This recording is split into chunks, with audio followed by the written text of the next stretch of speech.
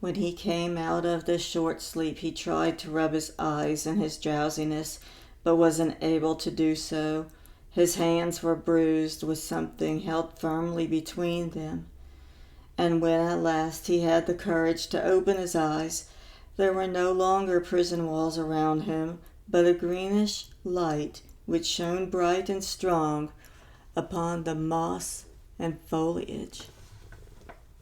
He blinked his eyes for a long time as the light struck them with a silent but sturdy blow, and a trembling shudder of terror ran through his spine. He blinked again, screwed up his face almost with a whimper, and opened his eyes wide. He was standing in a forest, and his two hands he was holding a bowl filled with water. At his feet the basin of spring gleamed like a brown and green mirror.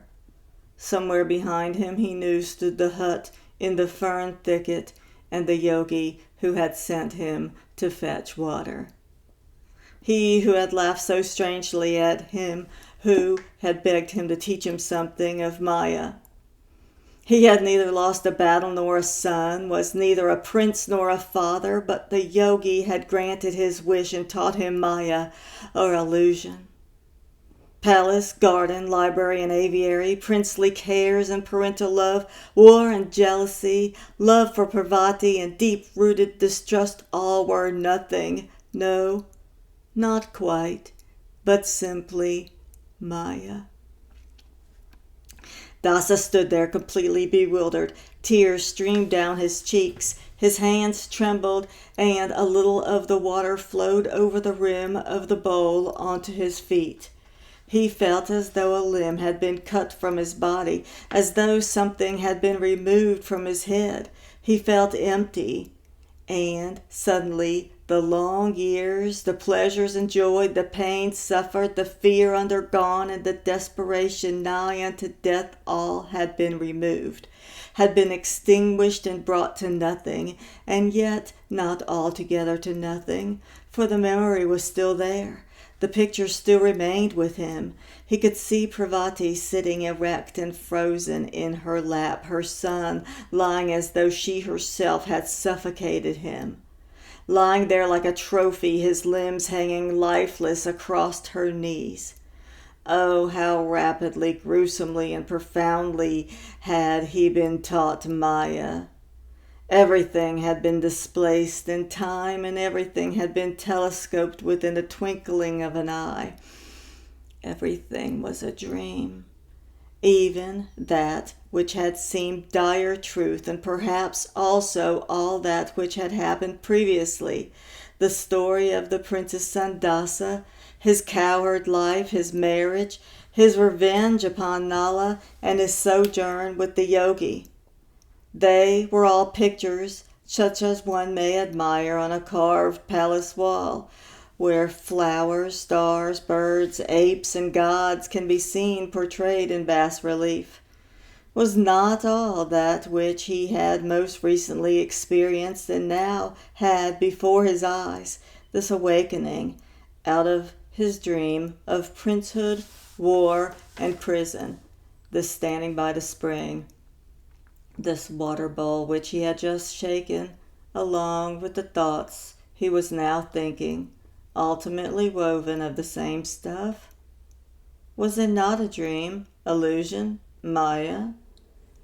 And what he was about to live in the future, see with his eyes and feel with his hands until death should come, was that of other stuff or some other fashion? It was a game and delusion, foam and dream. It was Maya. The whole beautiful, dreadful, enchanting, and desperate kaleidoscope of life, with its burning joys and sorrows. Numbed and paralyzed, Dasa stood there. Once more the bowl trembled in his hands, and the water overflowed, splashed cool upon his toes and into the soil. What should he do? Fill the bowl again and take it back to the yogi? Submit forever to this laughter for all that he had suffered in his dream? It was not an alluring thought. He emptied the water bowl and threw it down on the moss.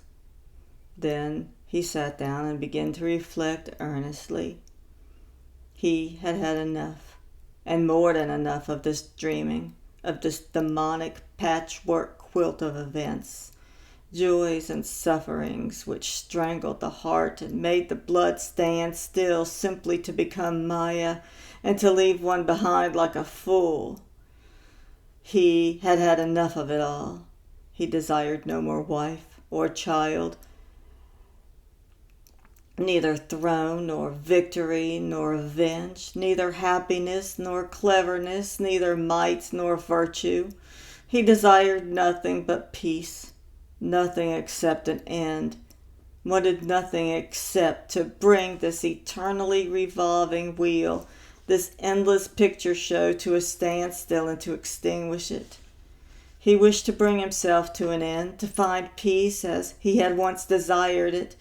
In that last battle he had flung himself against the enemy, striking all about him to be struck in turn until he collapsed with his wounds. But what then? Then there would be a pause of unconsciousness, slumber, or death, and immediately one would be awoke once more, would be obliged to let in the stream of life into one's heart again, and the beautiful, terrifying flood of pictures, endless and inescapable, would ensue until the next consciousness, until the next death. Yes, there would perhaps be a pause, a short, insignificant respite, a moment for breathing space, but then it would continue, and once more one would be one of the 1,000 figures in the savage, intoxicating, desperate dance of life. Ah, there was no extinction, no end. Restlessness brought him to his feet again, and if there really were no rest in this infernal roundelay, if his solitary yearning desire were not to be fulfilled, then he might just as well refill the water bowl and take it to the old man as he had ordered. Although he had no right to command him at all, it was a service which had been asked of him, a task that one could obey and fulfill.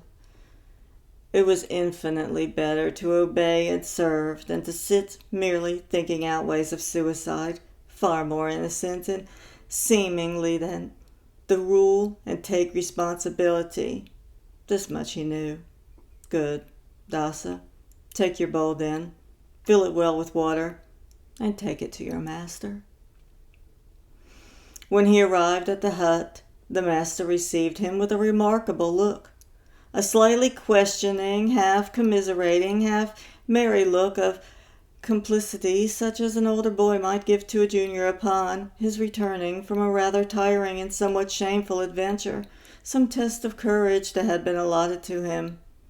This herdsman prince, this poor wight who had fled to him, who had just returned from the spring with water, had not been absent longer than a quarter of an hour, but had nevertheless come out of a prison cell, had lost a wife, a son, and a kingdom, had taken a human life, and had a glimpse of the spinning wheel.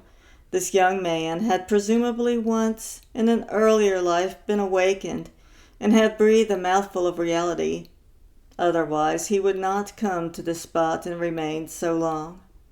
Now he seemed to be truly awake and ripe for the entrance to the long way. It would take many years to teach him the correct procedure in breathing. Only by this look, which contained a trace of benevolent sympathy and the hint of relationship between them, the yogi indicated that he accepted the use. It banished the useless thoughts from his head and received him in discipline and service. Nothing more can be told of Dasa's life, for from then onwards it took a path beyond pictures and stories. He never left the forest again.